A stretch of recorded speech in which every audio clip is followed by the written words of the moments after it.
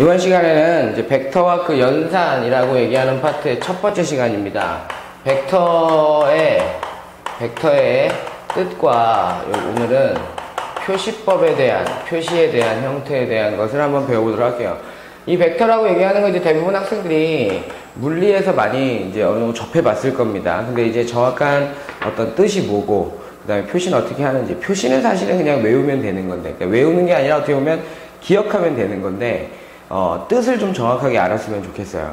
벡터라고 얘기하는 것은 여러분들이 기본적으로 알아야 될 것이 뭐 질량하고 길이와 같이 크기만 나타내는 거, 크기만 가지고 있는 우리가 양을, 크기만 갖고 있는 양을 우리가 스칼라라고 하는 용어를 씁니다. 그런데 이제는 속력이 아니라 속도입니다. 속도나 힘과 같이 크기와 방향성을 갖는 것을 우리가 벡터라고 하는 용어를 쓰게 됩니다. 벡터라는 용어를 쓰게 되는데, 그 벡터라고 얘기하는 것을 이제 일반적으로 크기도 가지고 있고 방향도 가지고 있기 때문에 여러분들이 대부분 교과서라든지 어떤 참고서에 보게 되면 유향성분이라고 얘기하는 것을 나타내요. 그러니까 요 점에서부터 요 점까지 여러분들이 이렇게 표시하는 형태, 그러니까 방향성을 가지고 있는 거야. 길이만 가지고 있다면 스칼라지만 이쪽에서 이쪽으로 가는 거야. 길이만 가지고 있다면 여기서 여기를 봐도 되고 여기서 여기를 봐도 되는데, 길이만 가지고 있는 것이 아니라 방향성도 가지고 있기 때문에 우리가 얘를 시점으로 보고 얘를 종점으로 본다 라고 얘기해서 시점에서 종점을 바라보고 있는 형태, 요것을 우리가 표시하기를 AB 벡터라고 얘기합니다. AB 벡터. 그러면 이 길이를 뭐라고 하냐? 길이라고 얘기하지 않고 벡터의 크기라고 얘기하는데, 벡터 AB에 절대값을 씌워준 상태라고 하는 형태로 표시하게 되면 크기다 라고 얘기를 합니다. 아시겠습니까? 그러면 AB 벡터라고 얘기하는 걸 우리가 A 벡터라고 얘기했을 때 얘는 뭐라고 표시하느냐, 크기는 뭐라고 표시하느냐, A 벡터의 절대값이라고 표시하게 되면 됩니다. 그런데 우선은 선생님이 이런 얘기를 해주고 싶어요. 벡터라고 얘기하는 것도 여러분들이 어떻게 보면 점이야, 점.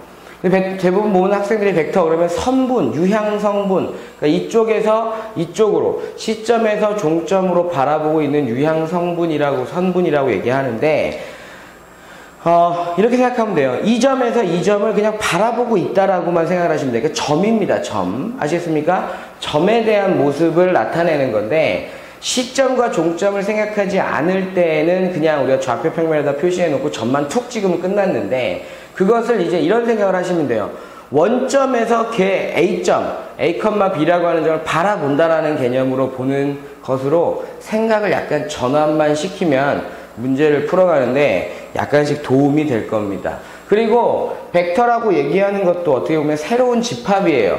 집합이다 보니까 앞으로 배울 때 여러분들이 가만히 생각을 해보세요. 실수에 대해서 배울 때는 실수의 성질도 배우고, 덧셈에 대한 법칙, 뺄셈에 대한, 그러니까 곱셈에 대한 법칙, 뭐 항등원, 역원 배웠던 것처럼 벡터에서도 벡터라는 어떤 집합에 대해서 연산을 어떻게 하는지에 대한 것은 새로운 계산법을 가지고 문제를 도입하게 된다라는 거. 행렬에서 여러분들이 새로운 도입법 배웠잖아, 그지? 각각의 성분끼리만 더하고 빼고 곱하기 할 때는 특이한 법칙이 있었던 것처럼 벡터도 더하기 빼기 할 때는 어떻게 계산하는지, 그 다음에 곱하기에 대한 부분들은 있는지 없는지, 나누기에 대한 부분들은 있는지 없는지, 뭐 교환 법칙이 성립하는지 성립하지 않는지에 대한 부분들도 배우게 됩니다. 아시겠습니까? 이게 사실은 이 내용이 벡터의 뜻과 표시법에 대한 전부예요. 근데 이제 우리가 길이가 1이야. 이 벡터의 길이가 1이다 라고 얘기할 때는 그냥 우리가 숫자에서는 1로 표시하면 이게 단위수라고 얘기하지. 그지? 단위수. 그 다음에 행렬에서는 1, 0, 0, 1이라고 하는 형태를 보면 단위행렬이라고 얘기했지. 마찬가지로 만약에 AB 벡터가 있는데 AB 벡터의 길이가 1이라고 얘기한다면 이 AB 벡터를 우리가 뭐라고 얘기하느냐, AB 벡터를 단위 벡터라고 하는 형태로 표시하게 됩니다. 이 벡터를 설명하기를 단위 벡터라고 하는 용어를 쓰게 된다라고 하는 것을 기억을 해두시기 바랍니다. 그 다음에 두 번째 배우는 게 뭐냐면 벡터가 서로 같을 조건이에요. 벡터의 상등이라는 용어를 쓸게요. 상등. 벡터가 서로 같다 라고 얘기하는 건데 함수에서 서로 같다, 숫자에서 서로 같다 라고 얘기할 때 숫자에서 서로 같으면 모양과 크기 같으면 되는 거잖아. 그지? 함수에서 서로 같다, 서로가 같은 함수가 되려면 정의역과 공역이 같아야 되고 함수값이 같아야 된다는 것을 반드시 여러분들이 알았던 것처럼 벡터의 상등, 벡터가 서로 같을 조건도 여러분들이 반드시 기억을 해야 되는 거야. 그러니까 우선은 시점이 통일이 안 되어도 상관없습니다. 시점이 통일이 안 되어도 상관없다는 거야. 여기 A점에서, 그러니까 A 벡터라고 A점에서 시작하는 벡터가 이렇게 있어요. 이렇게. 요게 B점이래. 라고 얘기했을 때 그 옆으로 내가 평행이동을 시켰어요. 평행이동. 이 벡터, 이 점이 C점이 C점이야. 그런데 이 벡터도 그만큼 평행이동 시킨 거야. 이렇게 시점을 이동시켜서 여기 D라고 얘기했어. 그럼 여기 AB 벡터이고 그 다음에 CD 벡터라고 얘기하는데 이 두 벡터가 같아지려면 어떻게 해야 되느냐? 우선 조건이지 길이가 같아야 됩니다. 우리 벡터에서는 뭐가 돼야 같으면 돼?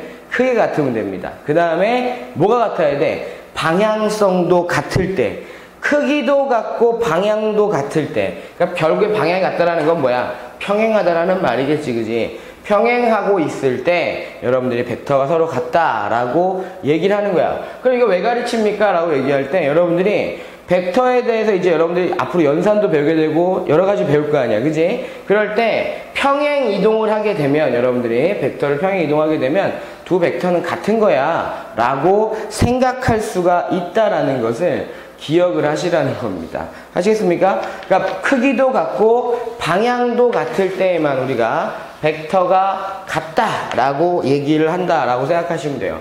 그러니까 오늘 배우는 건 거의 기본적으로 벡터라는 어떤 범주, 집합을 배울 때 반드시 알아야 될 것들에 대한 것만 알려주는 겁니다. 그러면 0벡터는 뭐냐? 0벡터. 그 다음에 역벡터는 뭐냐? 라고 얘기하는 거. 역벡터라고 얘기하는 건 원래 벡터에 대한 반대 방향이겠지 뭐, 그지? 그러니까 역행렬이라고 얘기하는 게 행렬에서의 나눗셈의 역할을 하는 거, 역함수라고 얘기하는 게 y는 x에 관한 대칭이었던 것처럼 기억하고 있는 거잖아요, 여러분들 반드시. 마찬가지로 0벡터는 뭐니? 라고 얘기하면 A점에서 시작을 해요. 근데 종점이 A점이야. 그럼 움직여 안 움직여? 없는 거지, 그지? 그런데 A 벡터에 대해서 여러분들이 이제 이런 생각을 하면 되지. A 벡터에서 A 벡터로 가는 거. 이 벡터 표시할 때 어떻게 하는 거야? 종점도 A 벡터 A점이고 C점도 A점이니까 이 벡터는 그냥 AA 벡터라고 얘기할 수가 있는 거잖아, 그지? AA 벡터라고 얘기할 때 C점과 종점이 일치하면 당연히 AA 벡터의 크기는 얼마가 되겠니? 0이 됩니다 라고 얘기할 수가 있는 거야. 크기는 0이지만 AA 벡터라고 쓰기 귀찮지. 그래서 0벡터라고 표시할 수도 있다라는 거죠. 그죠? 그러면 역벡터는 뭐냐 라고 얘기할 때 C점이 A점이고 종점이 B점인데 이렇게 가는 벡터가 있어요. 그러면 AB 벡터라고 표시할 수 있는 거잖아, 그지? 그런데 역벡터라고 얘기하는 건 B점에서 시작해서 A점으로 오는 거야. 그러면 이 벡터에 대해서 여러분들이 표시할 땐 B점에서 A점으로 오는 벡터니까 B를 C점으로 A를 종점으로 하는 벡터다 라고 얘기할 수 있잖아. 그럼 잘 봐봐. 길이는 어때? 그러니까 벡터에서는 그 크기라고 얘기하니까 크기는 어때? 같지? 즉 다시 말해서 AB 벡터와 BA 벡터가 크기는 같습니다. 하지만 방향성만 어떠니? 다르잖아. 그럴 때 방향성을 갖게 할 수 있는 것이 무엇인가에 대한 설명을 하는 거야. 그럴 때 어떻게 하느냐면 등호를 갖게끔 하는 조건으로 봤을 때 AB 벡터와 BA 벡터는 어때? 분명히 다르지만 여기다가 마이너스를 붙여주면 같아질 수 있다. 그렇게 될 수 있어요? 벡터에서의 마이너스는 방향성을 의미합니다. 그러니까 방향성을 반대로 보내라 라고 하게 되면 같아질 수 있다 라고 하는 것을 설명하게 되는 거야. 그러니까 마이너스 BA 벡터 그러면 C점이고 종점이야. B가 C점이고 A가 종점이었잖아. 근데 마이너스가 붙어 있으면 자리를 바꾸어서 AB 벡터로 표시할 수 있겠구나 라고 하는 것을 반드시 기억하라고 얘기하는 겁니다. 아시겠습니까? 그러면 오늘 지금 설명한 것들을 가만히 보게 되면 벡터의 집합에 대해서 벡터라고 하는 새로운 용어를 배우는 데 있어서 반드시 기본적으로 알아야 될 내용들에 대한 것을 설명하고 있다는 거죠. 그죠? 그러니까 함수를 처음 배울 때 기억했던 거, 행렬을 처음 배울 때 기억했던 거와 마찬가지로 벡터라는 것을 처음 배울 때 기억을 해야 되는 새로운 범주가 나타났다라고 생각하시면 돼요. 그러니까 고등학교 수학에서 배우는 수학의 범주들은요, 선생님 생각입니다. 수에 대한 계산에 대해서 배우는 거가 첫 번째. 그 다음에 그 전에 배웠던 게 뭐지? 집합에 대한 것을 배우는 거예요, 사실은. 집합에 대한 계산 법칙을 배우게 되고 연산 법칙을 배우게 된 다음에 수에 대한 법칙을 배우게 되고 그 다음에 쭉 넘어가서 뭐에 대한 법칙? 함수에 대한 법칙을 배우게 되고 그 다음에 행렬에 대한 법칙을 배우게 되고 그 다음에 이제 도형에 대한 형태에 대한 법칙들을 여러분들이 배운 다음에 마지막에 배우는 게 벡터에 대한 법칙이다 라고 생각을 하시면 됩니다. 별로 지금 오늘 배운 내용은 그다지 어려운 게 없죠. 그죠? 별로 어려운 게 없으니까 충분히 여러분들이 이해할 수 있을 거라고 생각하고 잠시 후에 문제는 한 문제입니다. 하지만 문제가 조금 이해해야 될 부분들이 있기 때문에 문제를 선생님이 잠시 후에 풀어주도록 하겠습니다.